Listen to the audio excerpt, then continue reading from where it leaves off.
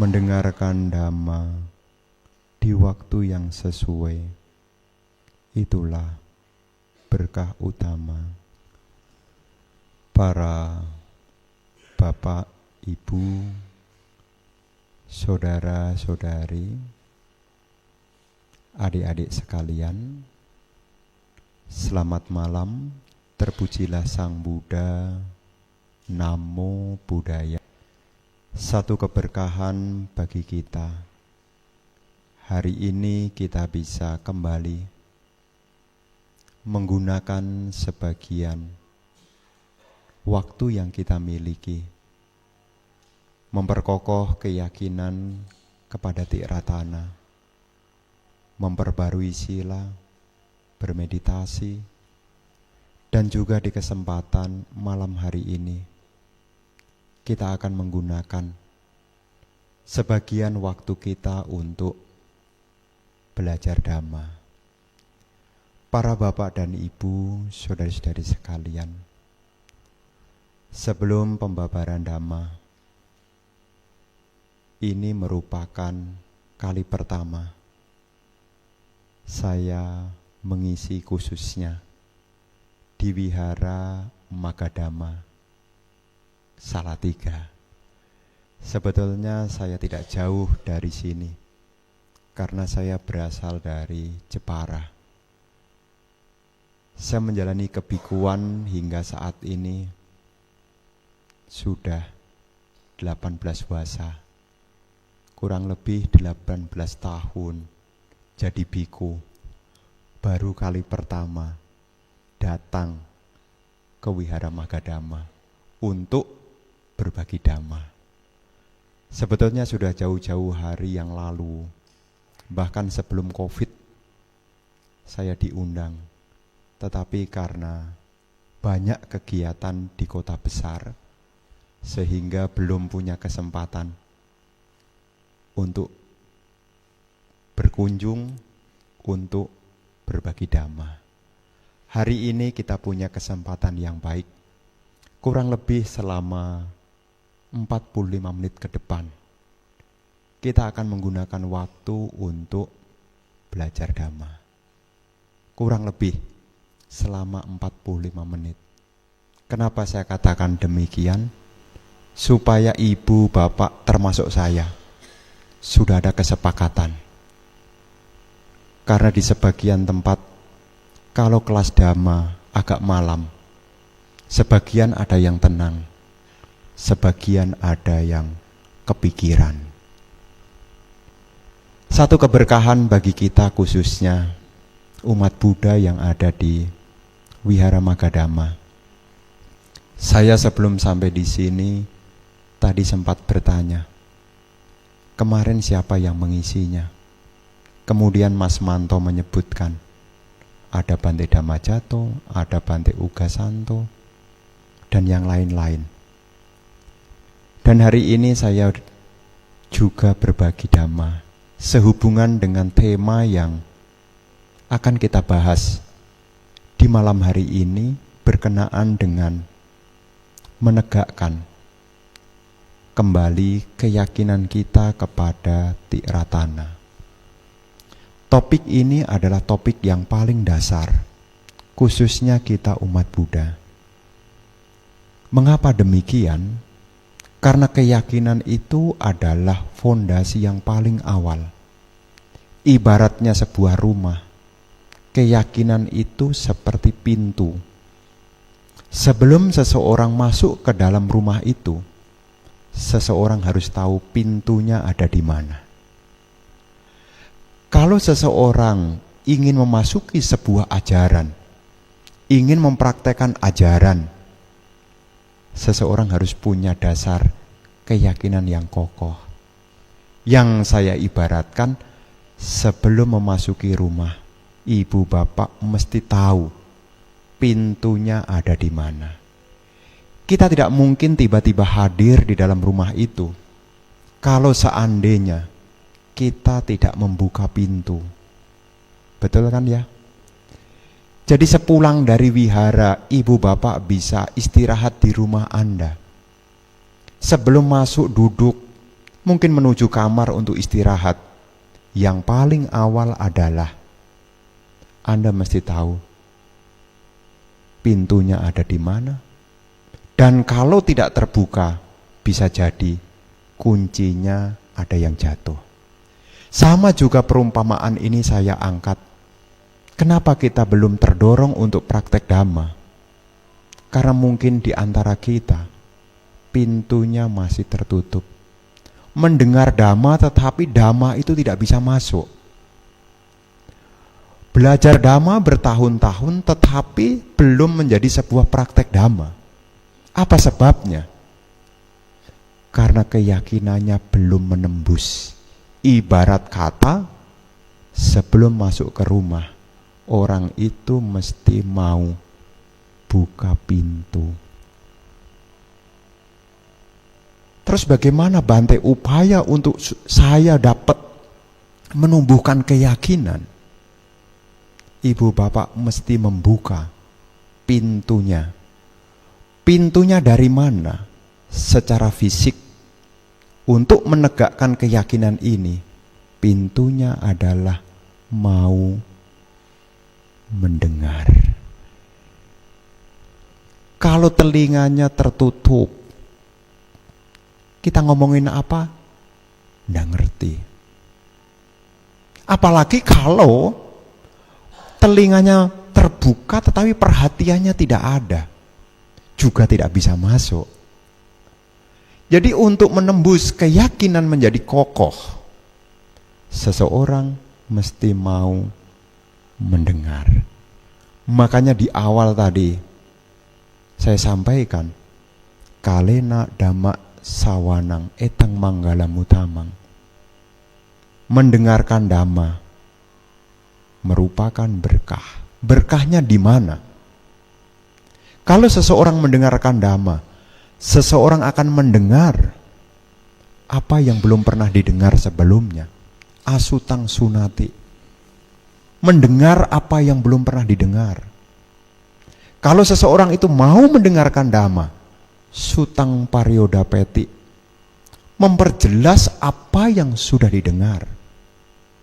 Kalau orang mau mendengarkan dhamma,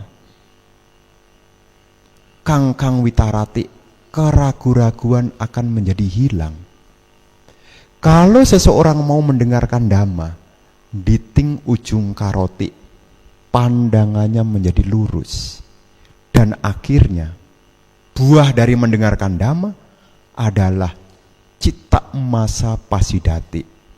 Pikirannya menjadi lega, menjadi bergembira. Apa sebabnya? Karena sudah punya pengetahuan. Karena pengetahuan itu sangat membahagiakan. Masuk si Bante? Iya. Kalau Anda tahu, maka Anda merasa, Anda di rumah mungkin mencari kunci yang jatuh. Dibolak-balik. Kemudian duduk sebentar, kemudian apakah Anda menderita lagi kalau sudah mengetahui, ada di jaket kemarin. Ternyata dibuka, betul. Apakah Anda sudah bahagia? Bahagia. Setelah mengetahui, buahnya adalah kebahagiaan. Maka di dalam sebulan pendalaman dhamma adalah momennya untuk menegakkan kembali keyakinan kepada Tiratana. Apa dampaknya Bante kalau saya menjadi umat Buddha tetapi saya tidak tertarik mendengarkan dhamma? Ada loh umat Buddha yang tidak tertarik belajar dhamma. Semoga penyakit ini tidak ada pada Anda. Karena ada sebagian umat Buddha itu tidak tertarik untuk mendengarkan dhamma. Saya sering perhatikan. Kan Bante tidak pernah ke Jawa Tengah, kan jarang-jarang. Saya sering saksikan kalau Indonesia Tipitaka Canting. Puja bakti mulai, ceramah dikumandangkan. Ibu bapak sebagian pada duduk di bawah pohon, buka snack. Buka snack. Dhamma tidak diperhatikan. Apa akibatnya, Bante? Kalau umat Buddha tidak tertarik mendengarkan Dhamma, keyakinan lambat laun bisa menjadi luntur. Keyakinan kepada Buddha, Dhamma, dan Sangha lambat laun bisa memudar. Namanya memudar itu hilangnya bukan langsung. Pudar. Kalau ibu bapak punya baju, bajunya masih bagus, warnanya masih kelihatan cerah. Betul kan ya? Nanti lambat laun, kalau tidak dijaga dengan baik, cepat memudar. Dulu sewaktu saya menjadi umat, dulu diajari oleh ibu saya, dulu. Kalau jemur pakaian, tolong dibalik. Apa alasannya? Dibalik itu artinya ya, sisi luar yang Anda pakai ini ditaruh di dalam. Supaya apa? Supaya tidak kena matahari langsung, dengan harapan supaya rada awet, tidak cepat memudar. Proses memudarnya bagaimana? Ya tidak hari ini dijemur langsung memudar. Pelan-pelan. Yang dulunya biru, birunya memudar akhirnya putih. Biru berubah jadi putih. Apa sebabnya biru berubah jadi putih? Ya pudar, Bante. Kenapa bisa pudar? Karena mungkin perawatannya kurang. Sama dengan kita punya keyakinan. Kalau tidak dirawat, kalau tidak ditegakkan, keyakinan kita juga memudar. Kolom KTP-nya bisa berubah isinya. Tidak hanya nama. Bawahnya nama apa? Tanggal lahir. Bawahnya tanggal lahir, alamat. Bawahnya alamat, ada golongan darah enggak sih? Golongan darah. Ya, mungkin kalau golongan darah mungkin tidak berubah. Alamat mungkin bisa berubah. Tapi kolom di bawahnya lagi itu juga bisa berubah. Kenapa? Kok bisa berubah? Apakah berubah karena salah ketik? Tidak. Berubah karena sudah mulai memudar keyakinannya. Kenapa keyakinannya bisa memudar, Bante? Dimulai tidak tertarik untuk mendengarkan Dhamma. Tidak tertarik. Karena tidak mendengarkan Dhamma, maka tidak punya ilmu. Karena tidak punya ilmu, ketika ada problem, persoalan, dia tidak punya pegangan yang kokoh. Harapannya, mengapa di berbagai tempat ada kegiatan sebulan pendalaman Dhamma? Supaya keyakinannya makin kuat. Tidak hanya baca parita, ada meditasi. Bukankah meditasi bisa di rumah, Bante? Teorinya bisa di rumah. Apakah tidak bisa mendengarkan Dhamma di rumah, Bante? Bisa, sekarang ada YouTube. Tapi kalau di rumah, gangguannya itu besar. Dengerin ceramah di YouTube banyak sekali topik Dhamma. Tapi kalau sudah keluar iklan, kling, ya, perhatian Anda terganggu. Belum lagi ada WA yang masuk, perhatian Anda terganggu. Maka dengan mengikuti sebulan pendalaman Dhamma adalah upaya untuk menegakkan keyakinan. Dimulai dari mau mendengar. Di zaman Sang Buddha, sebelum saya lari ke topik, saya mau sedikit cerita. Di zaman Sang Buddha, ada perumah tangga yang terdepan dalam hal pengetahuan, bahu suta. Perumah tangga wanita, namanya Ibu Utara. Namanya Utara. Karena tulangnya bengkok, bahasa palingnya kuju. Jadi ditandai dengan nama Ibu Kujutara. Ibu Utara yang tulang punggungnya bengkok.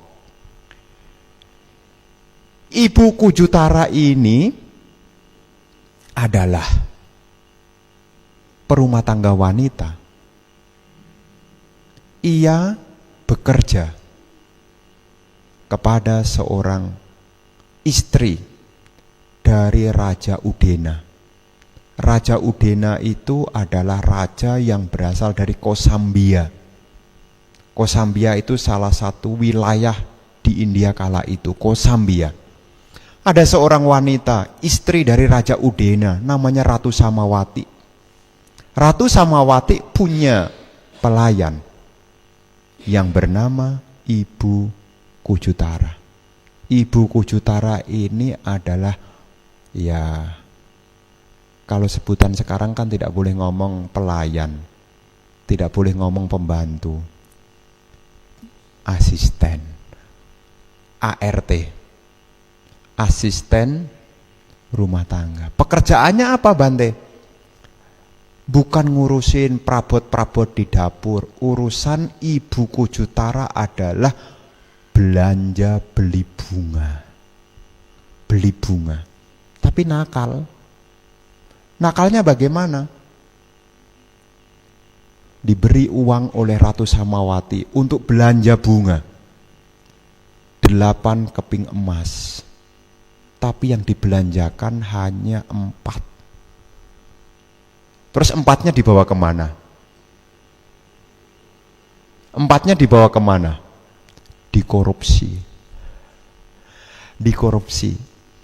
Jadi pelayan ini tidak hanya tulang punggungnya yang bengkok, tetapi perilakunya juga bengkok, tidak lurus, tidak jujur. Diminta belanja, membawa 8 keping emas yang dipakai belanja 4. Bertahun-tahun, berbulan-bulan demikian. Korupsinya setengah. Tapi suatu saat Ibu Kujutara ini punya kesempatan yang baik. Sebelum dia mengenal Dhamma, perilakunya demikian. Tetapi suatu ketika Ibu Kujutara ini belanja bunga ke tempat seorang pedagang bunga yang bernama Sumana. Pada saat itu Sumana sedang menerima Sang Buddha bersama dengan muridnya.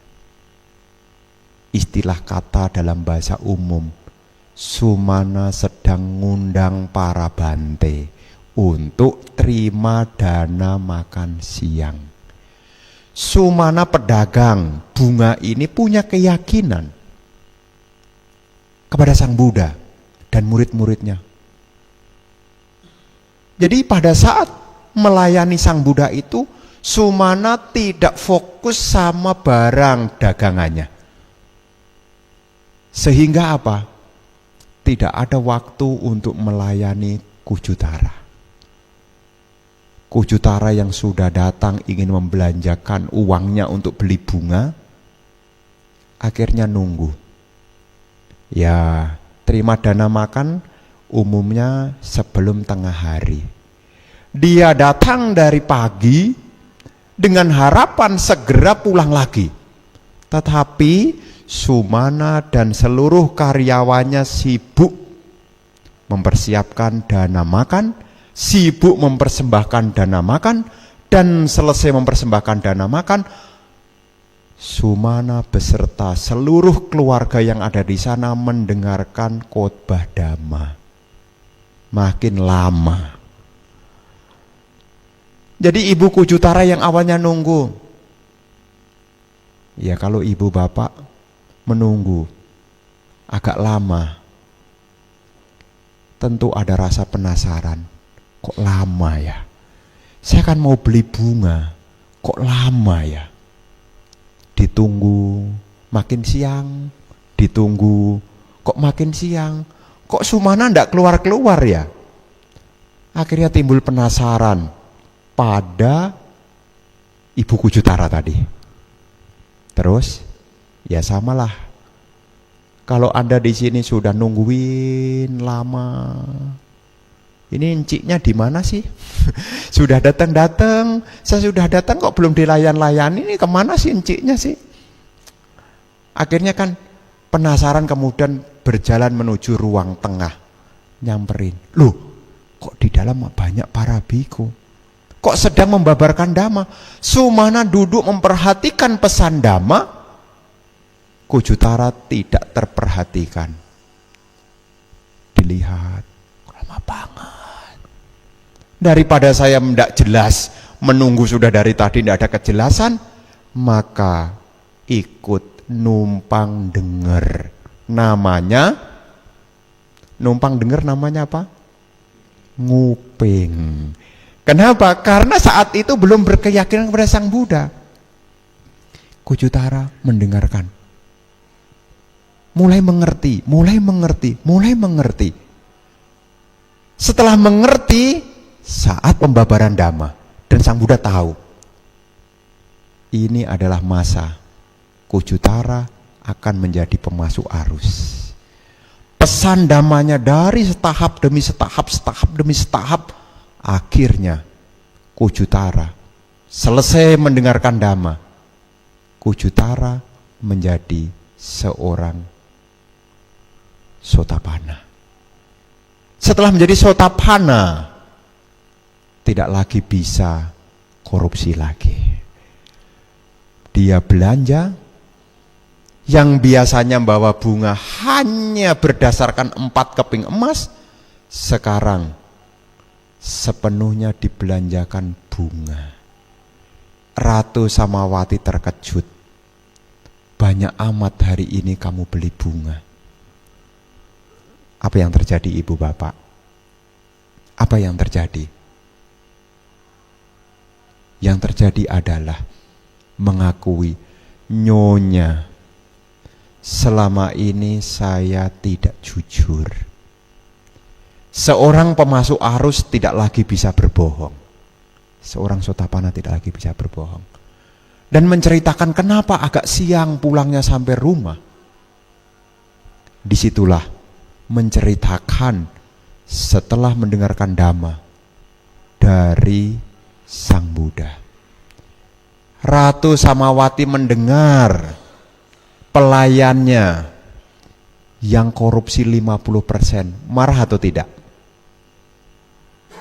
Kalau ibu bapak punya asisten yang korupsi kemudian ketahuan, sudah bertahun-tahun ikut Anda kemudian ketahuan korupsinya 50%, marah atau tidak?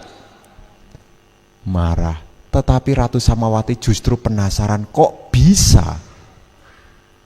Kok bisa orang yang sudah bengkok pandangannya, bengkok perilakunya, bisa berubah setelah mendengarkan dhamma? Dan disitulah Ratu Samawati meminta agar Ibu Kujutara menceritakan apa yang didengar dari Guru Agung Sang Buddha bersama dengan pelayan yang lainnya. Ratu Samawati mencapai Sotapanna juga. Dimulai dari mana, Bante? Mendengar. Kenapa tema ini saya angkat sebelum ke topik? Supaya ibu bapak punya gambaran betapa berharganya mendengarkan dhamma. Betapa berharganya kalau kita punya pengetahuan tentang dhamma. Dan di dalam komentar dikatakan, ada ceritanya. Kenapa Kujutara itu tulang punggungnya bengkok? Di dalam kitab komentar diceritakan bahwasanya Kujutara tulang punggungnya bengkok dulu sewaktu di zaman lampau ada seorang Paceka Buddha yang punya kelainan, tulangnya agak bengkok, terus dijadikan bahan candaan. Jadi kalau ibu bapak, kalau ada orang yang agak-agak aneh, jangan dijadikan bahan candaan, takutnya nular. Ya, kadang-kadang kan ibu bapak tanpa sadar ada orang kekurangan apa, kemudian diperagakan, dijadikan bahan guyonan. Nah ini nanti Bisa jadi karma buruk juga, apalagi didasari dengan niat. Di kehidupan lampau dari Ibu Kujutara, kenapa tulang punggungnya tidak tegak? Kenapa bengkok? Karena dulunya pernah menjadikan seorang Paceka Buddha yang punya tubuh yang membungkuk dijadikan bahan candaan. Maka lahir kembali, tulang punggungnya tidak lurus. Kenapa Bante dia lahir menjadi seorang pelayan ART? Ada ceritanya juga. Kenapa?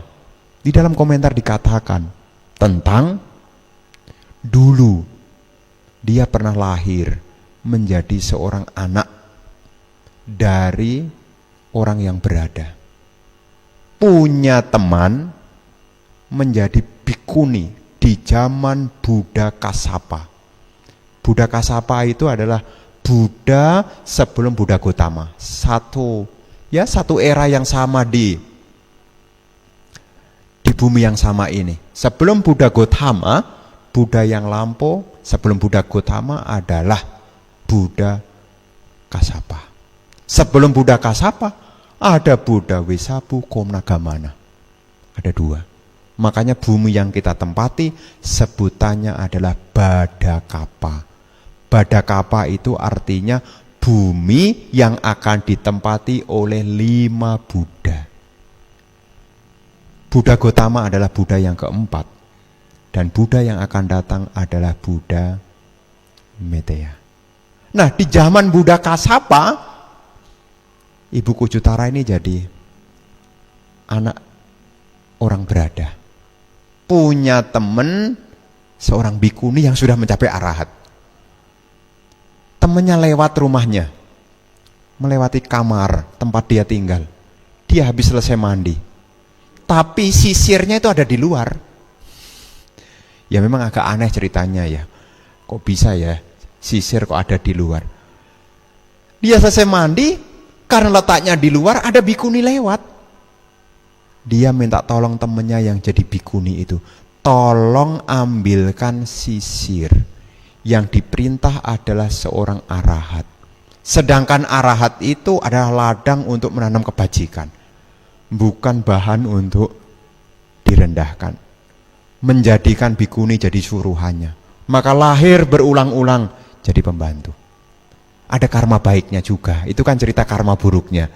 Menghina Paceka Buddha, tulang punggungnya bengkok. Menyuruh-nyuruh temennya yang sudah jadi arahat yang bhikkhuni itu, karma buruknya berbuah jadi pembantu. Tapi ada karma baiknya.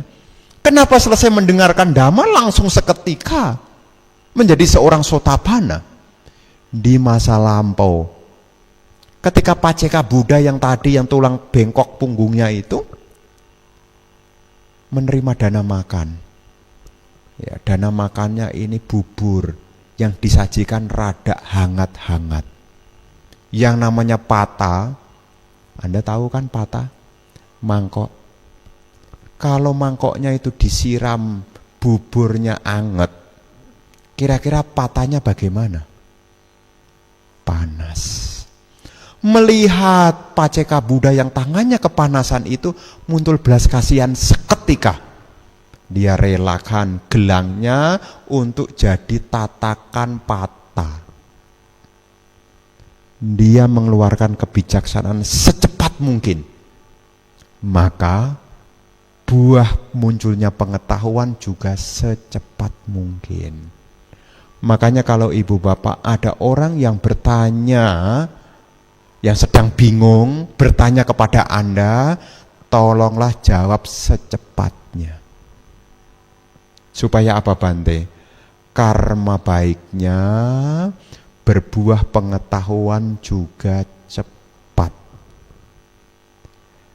Kisah Ibu Kujutara ini Bante angkat supaya ibu bapak meyakini tentang apa yang Sang Buddha ajarkan. Berkenaan dengan apa? Di dunia ini ada hukum yang pasti, yakni hukum perbuatan. Hukum perbuatan adalah hukum pasti, dan inilah dasar keyakinan seseorang yang sudah berlindung kepada Buddha, Dhamma, dan Sangha. Jadi yang namanya hukum karma itu adalah hukum yang berlaku. Kalau saya cerita di anak-anak sekolah, saya suka cerita di anak-anak sekolah. Saya selalu tanya kepada anak-anak, kalau tutup apa namanya? Gelas. Kalau tutup gelas ini saya lepaskan, kira-kira jatuhnya ke atas atau jatuh ke bawah? Apa sebabnya?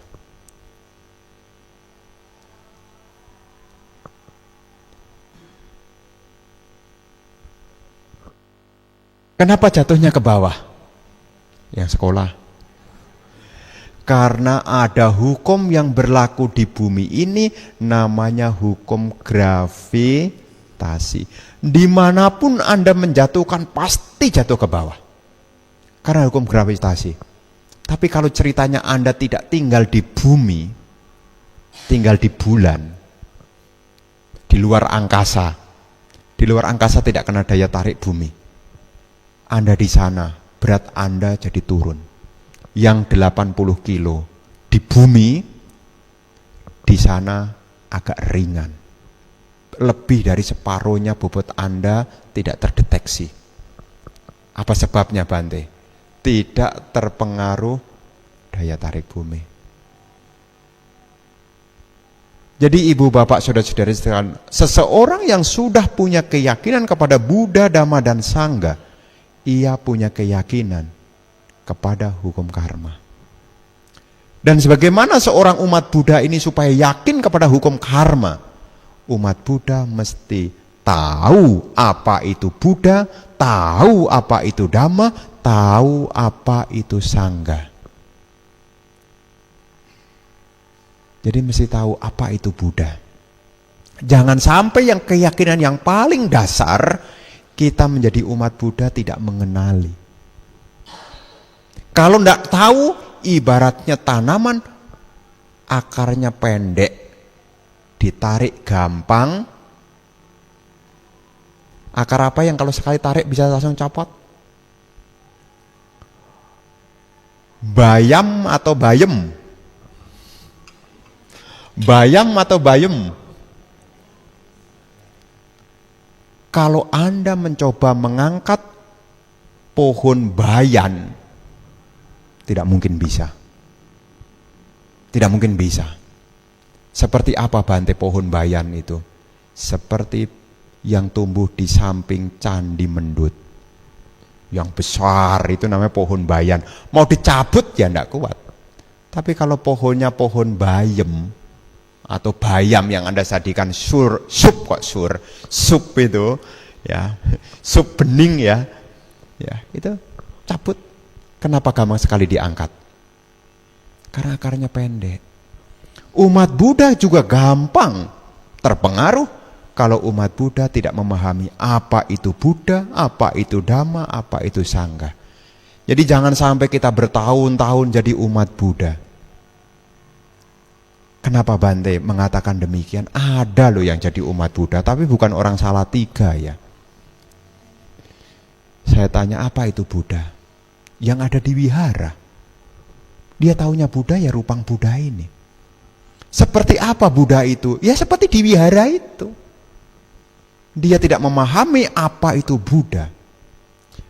Buddha adalah seseorang yang telah mencapai pencerahan.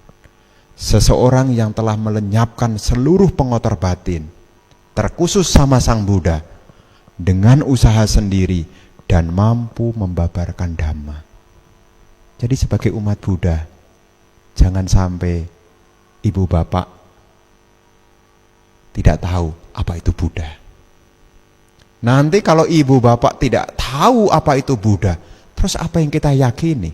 Ibarat kata punya rumah tapi tidak tahu di mana rumahnya, pintunya itu ada di mana. Mutar. Kenapa kok mutar tidak masuk? Kenapa coba? Tidak tahu. Makanya sebagian umat Buddha juga bisa mutar, tidak jelas. Kenapa? Tidak tahu pintunya di mana. Statusnya ya punya rumah, tetapi dia tidak pernah masuk ke dalam rumah. Punya rumah? Punya. Tapi setiap hari tidurnya di emperan itu. Emperan rumahnya itu apa namanya? Teras. Bahasa Jawanya jogan. Kalau bahasa orang Jepara namanya jogan. Ya, di sisi depan. Tidak pernah masuk ke rumahnya. Karena tidak tahu di mana pintunya. Punya rumah tetapi tidak pernah masuk. Ibarat kata punya keyakinan kepada Sang Buddha tetapi tidak tahu apa itu Buddha. Ini PR masing-masing. Dan ini masih waktunya masih panjang. Jangan sampai nanti tanggal 31 Mei masih tanda tanya. Apa itu Buddha? Yaitu yang di dalam wihara Magadhamma. Jadi jangan sampai. Ini yang paling dasar. Jangan sampai, saya katakan, jangan sampai. Kalau sampai demikian, berarti usaha saya, usaha yang lain para biku, ibarat kata tidak berefek. Kita sudah datang dari jauh. Para Dhamma Duta sudah berbagi Dhamma. Tapi ibaratnya tidak ada yang resep, tidak masuk. Sudah digaremin tapi tidak asin. Ya. Mungkin gareminnya tidak tepat sasaran. Jadi keyakinan yang paling dasar ini patut kita kembangkan lagi, patut kita tegakkan. Jangan sampai karena kesibukan urusan duniawi, kesibukan hiruk pikuk, kemudian apa itu Buddha terlupakan. Kalau Buddha saja terlupakan, apalagi Dhamma. Kalau ditanya apa itu Dhamma, Ibu Bapak kan sudah tahu nih, Magadhamma. Apa itu Dhamma? Ya nama wihara kami Bante, Magadhamma. Jadi jangan sampai Ibu Bapak jadi umat Buddha. Dhamma adalah ajaran yang dibabarkan oleh Sang Buddha. Dhamma adalah petunjuk arah. Dhamma adalah jika dipraktekkan akan membawa kepada kepadaman penderitaan. Itulah Dhamma. Dan di dalam Dhamma itu meliputi sila, samadhi, dan panya. Itulah Dhamma yang Sang Buddha tunjukkan. Dan ini mesti diulang-ulang, dengar, supaya ibu bapak punya keyakinan kepada Dhamma. Jangan sampai bertahun-tahun jadi umat Buddha, kalau ditanya orang sampai tidak bisa menjawab. Bukan hanya Anda yang malu, saya juga malu. Kenapa? Ya, kalau umatnya pada tidak tahu, apakah bikunya tidak mengajarkan? Nanti seolah-olah kita hanya egois, tidak peduli dengan para umat. Sampai-sampai umat yang paling dasar pendidikan tidak diketahui. Jadi harapan saya, kita semakin kenal apa itu Buddha, apa itu Dhamma. Dan yang ketiga, apa itu Sangha. Sangha adalah perkumpulan para siswa Arya. Dan di dalam komentar, tidak hanya siswa Arya, tetapi siswa-siswa yang berlatih, yang punya kualitas supatipano, ujupatipano, nyayapatipano, samijipatipano. Apa itu supatipano? Siswa Sang Buddha yang memiliki perilaku yang baik. Sangga siswa Sang Bhagawa telah bertindak baik. Supatipano Bhagavato Sawaka Sanggo. Ujupatipano adalah siswa-siswa Sang Buddha yang lurus. Lurus itu artinya apa? Lurus artinya praktek jalan mulia berunsur 8. Itulah lurus. Nyayapatipano, apa yang mereka latih adalah pengetahuan. Nyayapatipano, maka disebut sebagai mereka bertindak benar. Samijipatipano, mereka telah bertindak patut. Artinya apa? sebelum melakukan sesuatu telah dipertimbangkan. Kalau siswa Sang Buddha, apakah yang sudah mencapai ataukah yang belum mencapai? Kalau punya 4 kualitas ini, dia bertindak baik, dia bertindak lurus, dia bertindak benar, dia bertindak patut, maka layak untuk ahuneo, pahuneo, dakineo, anjali karaneo. Anutarang punya ketang lokasa. Layak untuk menerima penghormatan, layak untuk menerima persembahan, layak untuk menerima sanjungan, dan akan menjadi ladang kebajikan yang tiada taranya. Kalau siswa ini punya 4 kualitas luhur ini, bertindak baik, bertindak lurus, bertindak benar, dan juga bertindak patut. Jadi ibu bapak, ini yang paling dasar. Kalau ia sudah tahu apa itu Buddha, tahu apa itu Dhamma, tahu apa itu Sangha, dia akan semakin yakin kepada ajaran Sang Buddha. Dan sebab terdekat yang harus dirawat supaya kita makin kokoh keyakinannya, kalau di dalam syair Dhammapada disebutkan begini. Syair Dhammapada 80, terjemahannya bunyinya begini.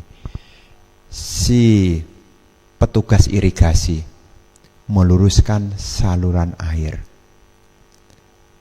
Pembuat anak panah meluruskan anak panah. Pembuat kayu melengkungkan kayu. Orang bijaksana akan meluruskan diri. Athanang damayati pandita. Orang yang bijaksana berusaha untuk melatih diri. Sebelum kita melatih diri, disinilah kita mesti menegakkan kita punya keyakinan. Syaratnya mau mendengar. Harus mendengar. Setelah mendengar ibu bapak, tidak cukup hanya mendengar. Karena Dhamma ini harus diserap. Kalau tidak diserap, tidak masuk. Butuh apa Bante? Butuh yoniso manasikara. Ada perhatian yang disertai dengan kebijaksanaan. Contohnya bagaimana Bante? Perhatian itu disertai dengan kebijaksanaan. Kalau ada pembabaran Dhamma, minimal Anda punya pegangan. Apa sih manfaatnya saya mendengarkan ini? Karena ciri dari orang bijaksana adalah athanyu, tahu manfaatnya. Ini orang bijaksana. Jadi kalau ibu bapak belajar apapun, kan pada dasarnya kan Anda belajar apapun, kalau sampai Anda tidak tahu manfaatnya, lah untuk apa, bayangin tuh. Anda sudah les, sudah latihan, bikin macam-macam, ikut kursus macam-macam. Tapi kalau tidak tahu manfaatnya, terus untuk apa?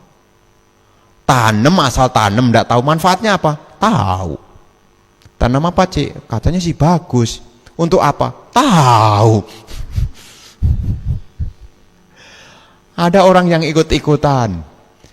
Ya, kalau dia tidak tahu apa yang ditanam berharga, dia akan cabut karena tidak tahu. Kan ada sebagian tanaman-tanaman yang berharga di kota besar laku, orang desa tidak tahu, sehingga dianggap tidak bernilai. Ketika dia datang ke kota, dia terkejut. Hah? 70 juta? Iya. Masa? Iya. Pohon ini 70 juta? Iya. Masa sih? Kasih tahu kok. Ajaklah dia ke penjual pohon. Dia terkejut juga ketika mendengar satu pohon harganya 70 juta. Ada loh. Anda pengen tahu pohon apa? Pohon apa? Pohon pule. Anda tahu pohon pule? Pohon jeletung. Pohon pule, nanti ketik pule, kalau enggak ketik aja tuh Google tuh, jeletung. Itu ada di pekarangan-pekarangan Anda ini. Tapi kalau sudah sampai di BSD, di sana 70 juta. Pohonnya itu pule. Pule itu bahasa Jawa, artinya pulih. Pulih itu dulu itu ditanam oleh orang-orang yang dalam bidang kesehatan. Dengan harapan pasien datang dia cepat sembuh. Makanya dikatakan pulih. Ya, pohon pulih. Nah. Karena tidak tahu, ya enggak ngerti. Padahal berharga. Kalau sudah sampai di Jakarta. Kalau masih di Salatiga mah, dibilang mah ini pohon rumahnya hantu. Dibilang pohon rumahnya hantu. Ya. Jadi kalau ibu bapak tahu apa manfaatnya, Anda belajar tidak sia-sia. Dan untuk mendengarkan dhamma, butuh yoniso manasikara. Supaya tambah yakin, Anda belajar apapun mesti tahu apa manfaatnya. Ibu bapak menjalankan Pancasila Buddhis, apa manfaatnya? Kalau ibu bapak mengambil 8 sila tadi, apa manfaatnya? Sudah tahu? Kalau belum, besok tanyakan ke Bantenya. Bante, saya menjalankan 8 sila, sebenarnya manfaatnya apa ya Bante? Jangan sampai kita sudah repot-repot, tidak makan lewat tengah hari, tidak tahu apa manfaatnya. Jangan sampai kita tidak tahu manfaatnya. Kita sudah menahan diri untuk menjaga sila dengan baik, jangan sampai kita tidak tahu manfaatnya. Orang yang punya keyakinan setelah mendengarkan dhamma, dia tahu manfaatnya. Lah kalau belum tahu bagaimana? Buka kelas dhamma lagi. Supaya tahu apa manfaat sila. Kemudian Anda berarti meditasi, tahu enggak apa manfaatnya meditasi?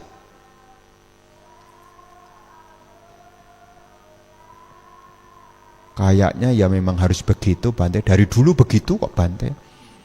Jadi selesai Sacakriya Gata atau Ahang Sukito Homi Brahma Vihara ya meditasi. Kalau bukan 5 menit ya 10 menit. Apa manfaatnya? Tahu tuh. Saya pokoknya ikut aja. Pemimpin instruksikan duduk, pejamkan mata, meditasi, saya ikut aja Bante.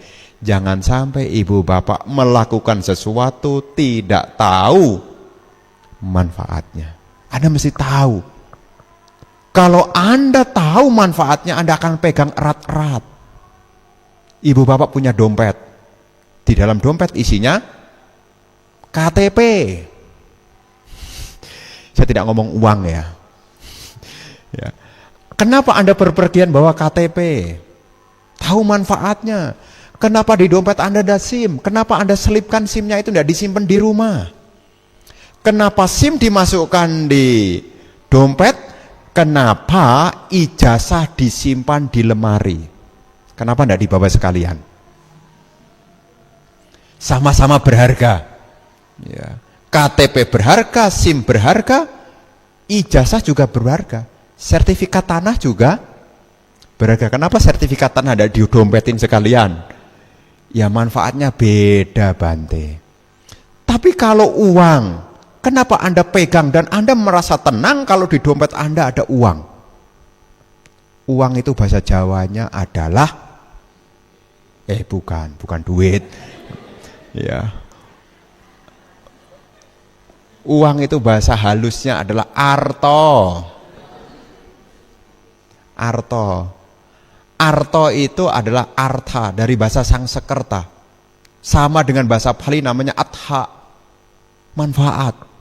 Jadi kalau kita punya uang, banyak memberi manfaat. Pegang uang tidak tahu manfaatnya, lah untuk apa? Kenapa Anda berjuang pegang dan Anda merasa tenang kalau bawa uang? Karena Anda tahu betapa bermanfaatnya kalau punya uang. Anda lapar, Anda bisa masuk ke warung manapun, mau sate, mau gulai, dan Anda tidak ragu-ragu lagi. Tidak usah ngecek-ngecek lagi. Ya. Kenapa Anda bisa tenang? Karena Anda sudah yakin tentang apa yang Anda bawa.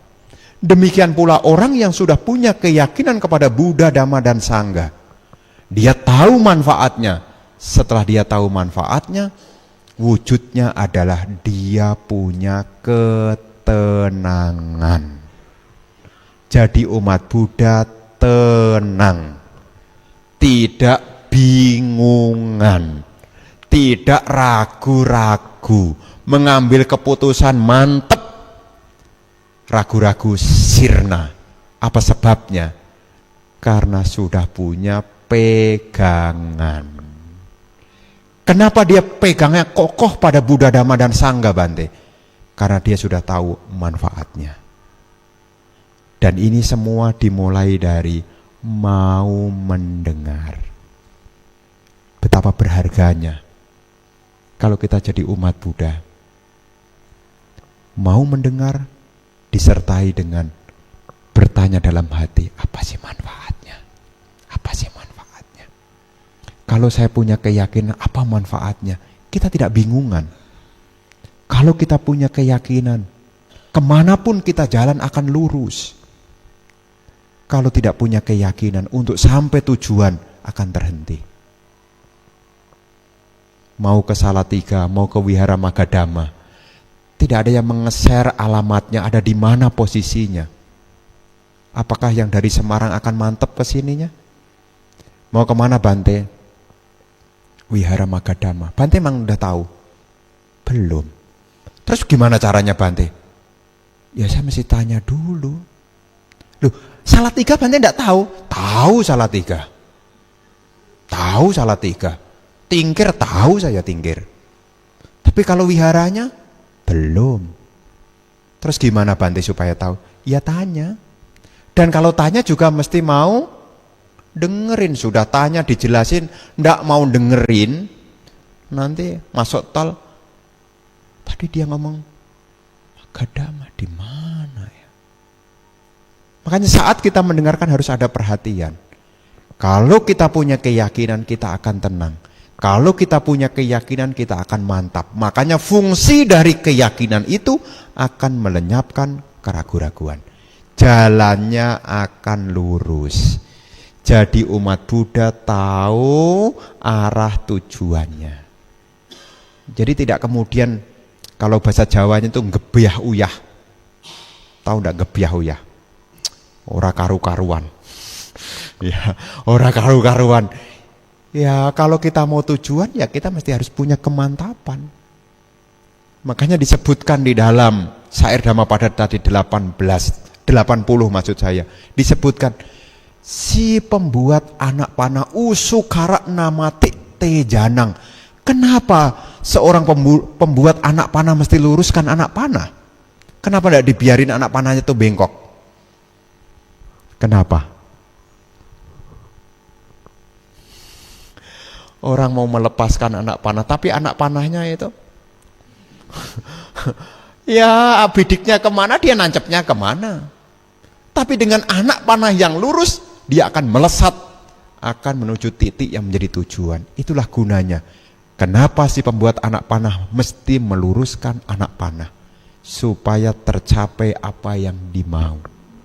Dan untuk mencapai apa yang dimau, sebelum kita praktek, dimulai dari meluruskan kita punya keyakinan. Jadi umat Buddha tujuannya apa? Lah kalau saya sudah bertahun-tahun sampai sekarang belum tahu tujuannya gimana Bante? Tanya. Kalau tidak punya kesempatan bertanya terus bagaimana Bante? Dengar. Masih pada sehat kan ya? Apa namanya? Mboten suda rungu. Ya mboten suda rungu. Jadi mboten kurang pendengarannya ya. Selama kita masih punya kesempatan mendengarkan, berarti keyakinan bisa diperbaiki. Yang lurus bisa, yang bengkok bisa diluruskan. Ujung ditingkaroti. Pandangan yang keliru bisa diluruskan. Makanya harapan saya, Anda masih punya kesempatan. Hari ini tanggal berapa? Tanggal 11. Jadi kurang lebih sampai nanti Anda masih punya waktu kurang lebih efektif. Ya kalau setiap hari ya ada 19 hari lah ya. Ya itulah waktu Anda keberkahan, punya kesempatan untuk mendengar. Dan pesan saya, supaya jadi resep masuk, dengarkan apa yang disampaikan dan bertanya sebetulnya manfaatnya apa ini. Waktu pembabaran tentang sila, samadhi, panya, termasuk mendengarkan kisah-kisah riwayat tadi, kisah Ibu Kujutara, apa sih manfaatnya? Kalau saya simpulkan, ibu bapak tahu enggak apa manfaatnya saya cerita kisah Ibu Kujutara tadi? Bukan hanya supaya ibu bapak tahu cerita ini, supaya ibu bapak semua apa yang seseorang lakukan akan diwarisi, baik maupun buruk. Ada kisahnya, kisah tentang Ibu Kujutara, dan inilah pegangan yang paling dasar. Apa yang kita tanam, itulah yang akan kita warisi. Ya disang wabate bijang, tadisang wapate palang. Sesuai dengan benih yang ditabur, demikianlah buah yang akan dipetiknya. Mengingat jamnya sudah malam, saya itu peka dengan Bapak Ibu. Ya, kalaupun saya ceritanya panjang dan perhatian Anda semakin melemah, ibarat kata saya menyiram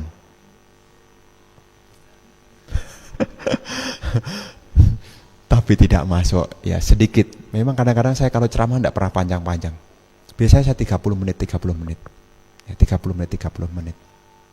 Meskipun Anda perhatian banget, saya tetap tidak lebih dari 1 jam. Apa sebabnya? Saya capek. Saya sudah capek-capek, panjang-panjang, dan Anda tidak paham. Ya ibaratnya sudah dimodali tapi investasinya tidak maksimal, ya udah rehat aja lah. Ya inilah bahasa guyonan saya. Jadi saya tidak pernah lama-lama, ya paling banter ya tidak sampai 1 jam. Maka saya selalu tanya, ya untuk hari ini karena saya jauh-jauh dari Semarang, kalau dibilang hanya 30 menit nanti Anda bante. Jemputnya aja 1 jam, maksud ceramahnya cuma 30 menit. Jadi saya lebihin sedikit supaya ibu bapak ya tidak sia-sialah. Ya sudah ngundang saya, jalannya saja 1 jam, maksud ceramahnya cuma 30 menit. Tapi kalau lebih dari 1 jam, Anda mungkin senang, sayanya.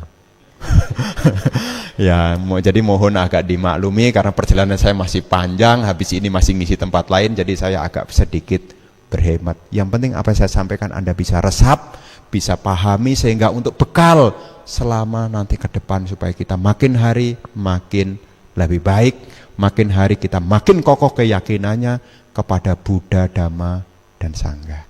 Semoga apa yang saya sampaikan bisa dimengerti, semoga kita semua senantiasa maju di dalam Dhamma, semoga hal-hal baik senantiasa berkembang, dan semoga hal-hal buruk menjadi lenyap adanya. Sekian, terima kasih.